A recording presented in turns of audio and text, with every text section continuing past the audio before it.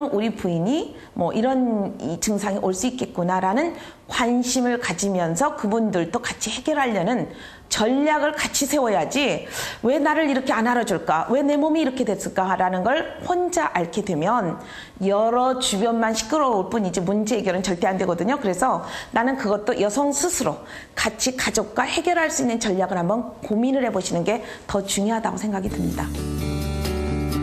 폐경은 질병이 아니다. 폐경 이후 펼쳐질 인생의 3분의 1이 넘는 긴 시간. 그 시간을 대비하기 위한 새로운 출발점이다. 그 시간을 어떻게 준비하느냐에 여성들의 건강이 달려있다. 자기 하기 나름 아니겠어요? 나는 제가 제 몸을 사랑하거든요. 그렇기 때문에 엄청 제 몸에 대해서 신경을 많이 쓰고 내 몸을 위하는 걸 있잖아요. 저는 제 몸에 대한 서비스라 생각을 해요. 항상 서비스를 많이 하려고 노력해요. 제 몸을 소중하게 여기고. 저 같은 경우는 그냥 좀 편안하게 대하려고 그래요. 어떤 증상이 와도 좀 그걸 깊이 받아들이지 않고 그냥 나이 먹는 과정이라고 생각하고 좀 가볍게 받아들이려고 하고 있거든요. 지금 현재는. 근데 뭐 아직 증상이 구체적으로 나타난 게 아니니까 지금 뭐 대비를 어떻게 해야 되는지는 아직 모르겠어요. 네. 몸의 신호, 그러니까 생활 습관이나 잘못된 생활 습관이나 그 마음의 자세라든가 그거를 고치라고 주는 나의 몸의 신호라고 그렇게 생각하면 될 것 같아요.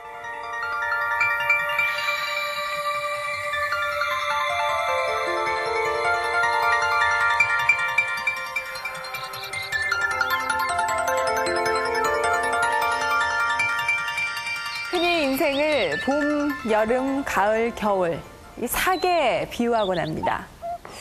특히 이 폐경을 맞은 여성들은 보통 이 가을 바삭거리는 낙엽에 비유가 되었죠. 하지만 가을은 풍요로움의 계절, 결실의 계절이기도 하죠. 아이들과 남편 뒷바라지를 위해서 지금까지 자신을 잊고 살아왔다면 이제는 스스로를 돌아보며 자신을 성장시킬 수 있는 계절이기도 합니다.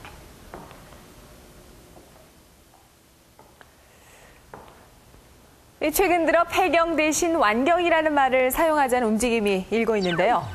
모든 가능성이 닫혀버렸다는 의미의 폐경이 아닌 여성 스스로의 삶을 완성시킨다는 의미로서의 표현입니다. 이제 폐경은 끝이 아닌 또 하나의 새로운 시작인 것입니다.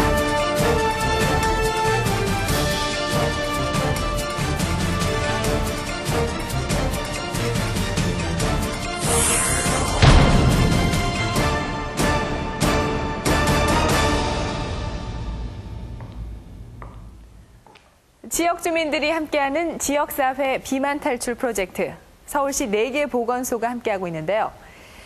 이 구로구는 소아 비만 퇴치를 위해서 적극적인 참여를 하고 있습니다. 지난해 서울시 교육청의 초중고생 신체검사 결과에 따르면 전체 학생 가운데 12.2%가 비만이었습니다. 그러니까 10명 중 한두 명은 비만이라는 얘기죠. 문제는 소아 비만이 각종 질병을 유발시키는 주범이라는 사실입니다. 지난해 서울 백병원 비만센터는 전국 14개 중학교 학생 3,615명을 대상으로 한 조사에서 이 비만 학생 587명 가운데 76.5%가 고중성 지방혈증이나 지방간 등 비만 관련 합병증을 가지고 있는 것으로 확인됐습니다. 이 소아 비만이 심각하다고 하는 것은 지방세포가 커지는 성인 비만과는 달리 지방세포 수도 함께 늘어나기 때문에 성인 비만으로 이어져서 각종 합병증을 유발하기 때문입니다. 이 구로구 보건소를 중심으로 해서 소아 비만 퇴치를 위해 가정과 학교가 함께 나섰습니다. 지난 3개월 동안 비만 퇴치 프로젝트에 참가한 우리 아이들, 어떻게 달라졌을까요?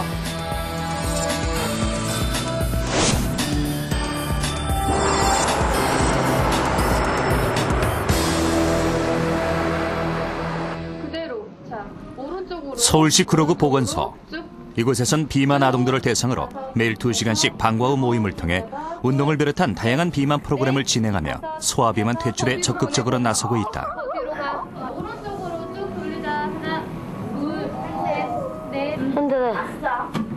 힘들어. 아, 힘들어. 조금 힘든데 재밌어요.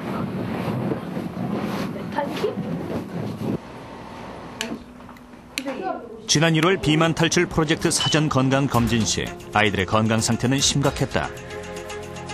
38명 중 76.5%가 고지혈증이었다. 아이들에게 성인병과 같은 비만 합병증이 나타나고 있었다. 일단 비만이 되는 거는 물론 이제 유전적으로 타고난 것도 있지만 그 생활 습관 자체가 많이 먹고 적게 움직이는 그런 생활 습관을 갖고 있는 것인데 이런 생활 습관 자체가 바뀌지 않는 한 소아비만은 성인 비만으로 가게 돼 있고요. 또 소아 때부터 비만해지면 비만은 문제가 이제 인슐린 저항성이랄지 이런 여러 가지 대사 이상으로 인해서 고지혈증, 고혈압, 당뇨 같은 것이 생기는 건데 이런 것들이 소아에서부터 오게 되면 우리가 얘기하는 심장이나 뇌혈관 같은 이런 질환들이 훨씬 젊은 빠른 나이에부터 합병증이 오게 됩니다. 비만 아이들의 공통된 특징은 바로 잘못된 생활 습관에 있었다. 기름기가 많은 음식을 좋아하며 많이 먹는 반면 움직이는 시간은 적었다. 그러고 비만 아동들 역시 야외 활동량은 1시간 이내가 가장 많았고 3시간 이상 TV를 보는 아이들은 무려 42.1%나 됐다. 지난 1월 중도비만 진단을 받고 체중 감량에 나선 희훈이네를 다시 찾은 것은 3월 초. 자, 생선이 왔어요. 비만 프로젝트에 참여한 지 석 달째. 그동안 희훈이에게는 많은 변화가 일어나고 있었다. 가장 눈에 띄는 것은 달라진 식단. 육류와 기름에 튀긴 음식 대신 나물 반찬들로 바뀌어 있었다. 나물 반찬에 먼저 젓가락이 가는 희훈이. 육류 위주의 편식이 심하던 희훈이의 입맛도 조금씩 변해가고 있었다. 보건소 영향이 커요. 보건소에서 뭐는 몇 칼로리, 뭐는 몇 칼로리 막 그런 거를 자꾸 교육시키다 보니까 저는 개념 없이 듣다가도 그래도 자꾸 이렇게 보고 들으니까 이제 조금씩 그 개념이 오더라고요. 그러니까 또 본인도 형이 이제 우리 라면 먹자 그러면 형 그 라면이 몇 칼로리인지 알아? 딱 그거부터 계산해요. 희훈이의 방과 후 생활도 많이 달라졌다. 컴퓨터 게임을 하며 보내던 때와는 달리 형과 함께 자전거를 타기 시작한 것이다.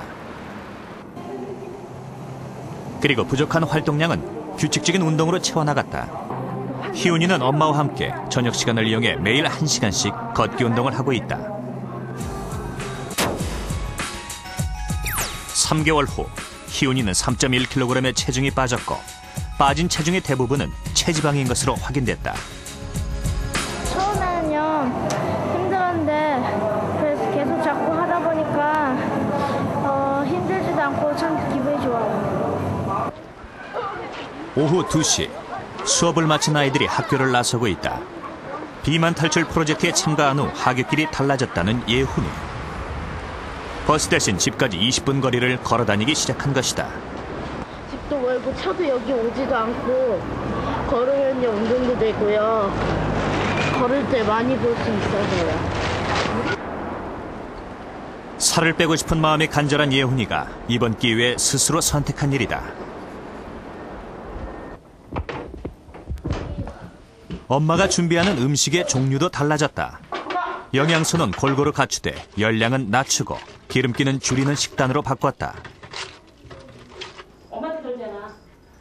밥을 많이 먹는 것이 문제가 됐던 예훈이는 밥을 한 숟가락씩 덜어내는 방법으로 식사량을 줄여나갔다. 대신 신선한 채소와 나물 반찬의 양을 늘려 무리하게 식사량을 줄이는 것은 피했다. 평상시에 사람들이 뭐 뚱뚱하다 그랬을 때 그냥 본인 아직 어리기 때문에 그걸 그냥 흘려듣는구나 생각했는데 그게 아니었던 것 같아요. 그리고 예훈이가 가장 입고 싶어하는 옷 중에 하나가 청바지거든요. 근데 어딜 가도 예훈이가 맞을 수 있는 청바지는 없어요. 그래서 일단은 주니어나 뭐 어른용에서 좀 작은 어른 그런 걸 갖다가 잘라 입거나 그래야 되는 판이었는데 아마 이번 참여하면서 청바지도 이제 지금 입게 되었고요. 그래요. 3개월 동안 2kg의 체중을 줄인 예훈이의 또 다른 비결은 규칙적인 운동. 이웃에 사는 희훈이와 매일 1시간씩 함께한다. 비만 프로젝트에 참가하면서 운동 친구가 된